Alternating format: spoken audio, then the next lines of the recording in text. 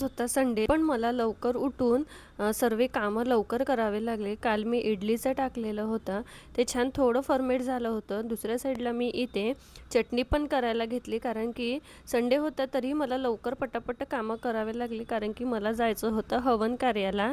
तर ते मी बघते तर चटणी करण्यासाठी सांबार पण संपलेला होता.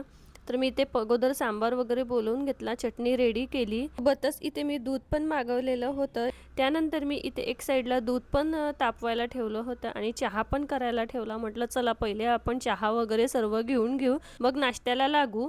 तर इथे सगळ्यात अगोदर मी चटणी करायला घेतले रेडी. चटणी वगैरे झालं होते, मुले उठायचीच होती. म्हटलं चला आपण तोपर्यंत छोटे मोठे कामं करून घेऊ. तर फ्रीजचं भाजीचं संपलेलं होतं, तर त्याचे डबे खाली झाले होते, तर मी ते अगोदर वॉश करून घेतले, संपूर्ण कामं करून घेतले.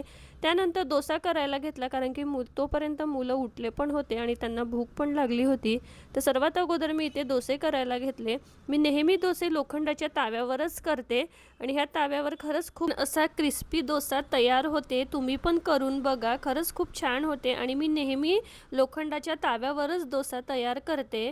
तर मी इथे सगळ्यात अगोदर डोसा तयार करून घेतला. मुलांना वगैरे सर्वांनी आम्ही छान नाश्ता वगैरे केला. तर छान आम्ही रेडी वगैरे झालो आणि हवन कार्याला गेलो. असा होता माझा दिवस.